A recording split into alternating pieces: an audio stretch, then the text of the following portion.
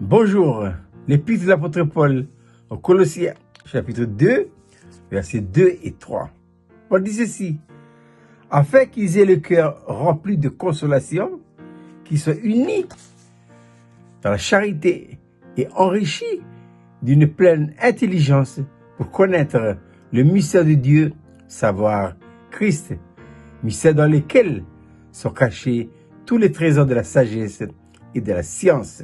Voici la mardi matin. Jésus-Christ, le mystère de Dieu. Qu'est-ce qu'un mystère?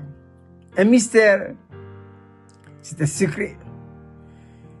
Il faut savoir que Dieu a gardé dans son cœur pendant des années incalculable un secret. Et quel est donc son secret? Il avait un fils. Il avait un fils qui n'a jamais fait connaître à qui que ce soit.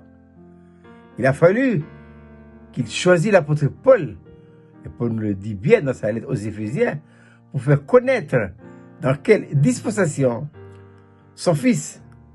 Savoir qu'il y a dans le plan de Dieu, pour cette humanité, 3 dispensations. D'abord, la dispensation du Père qui recouvre toute l'ancienne alliance, la dispensation du Fils recouvrant tous les ministères de Jésus pendant l'œuvre de la rédemption, et enfin la dispensation du Saint-Esprit qu'on appelle également la dispensation de l'Église. Donc, Paul est chargé de démontrer, d'expliquer, de faire savoir par l'Église que c'est l'Église qui est appelée maintenant à faire connaître ce mystère, ce secret. Donc, ce secret qui est lié à Christ peut être révélé à un individu, oui, mais ça peut être aussi révélé à l'Église. La grande responsabilité de l'Église, c'est de s'occuper des intérêts de Dieu. Parce que c'est en s'occupant des intérêts de Dieu que le Seigneur nous permet de révéler à l'humanité quoi? Jésus-Christ. Donc le monde doit voir Christ non seulement dans nos vies, mais également dans l'Église. Est-ce que Dieu peut le voir ça?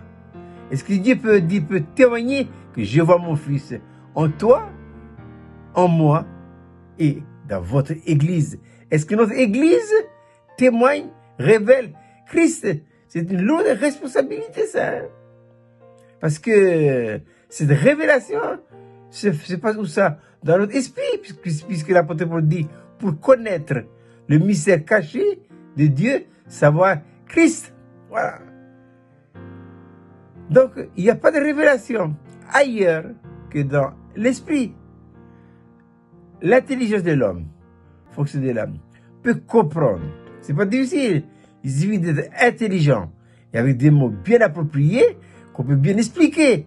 Mais on peut bien expliquer. On peut donner des termes et tout. Une explication alléchante. Mais c'est pas suffisant. Il faut la révélation.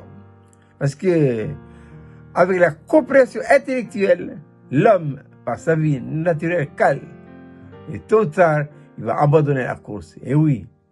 Mais quand la révélation se passe dans l'esprit, eh bien, ça fait de nous des hommes et des femmes intraitables. Celui ou celle qui a la révélation du mystère caché se repose sur un fondement solide. Et quel est donc ce fondement solide qui fait que nous devenons intraitables? C'est la croix. La croix en tant que principe de vie qui donne à Dieu, qui permet à Dieu de vivre sa vie en vous et en moi. Mais pour que cette vie devienne une réalité expérimentale en nous, il faut la révélation. La révélation est incalculable. Eh oui. Qu'est-il dit de l'apôtre Paul? Paul dit dans Galates chapitre 1, quand il plut à celui qui m'avait mis à part de révéler à moi son Fils, Dieu se réserve. Il se réserve le droit de nous révéler son Fils. Et il dit à qui? Au Saint-Esprit. Depuis le jour où nous sommes nés de nouveau, eh bien, Jésus-Christ est en nous, par le Saint-Esprit. Nous avons marché pendant des années sans révélation.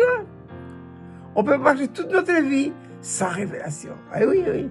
Parce que avec la révélation, ça change. Mais sans révélation, on fait toujours comme avant. Rien n'est changé, c'est toujours pareil.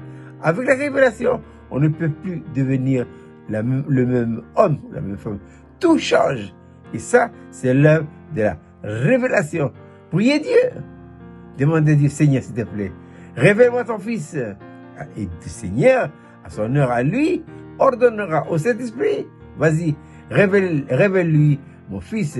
Donc, il appartient à Dieu de choisir le jour, l'heure, la minute et la seconde où il va vous révéler son fils. Je répète, c'est de belles petites mains pour ce matin. Christ, mystère dans lequel sont cachés tous les trésors de la sagesse et de la science.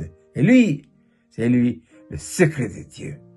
Je vous souhaite de passer une agréable journée.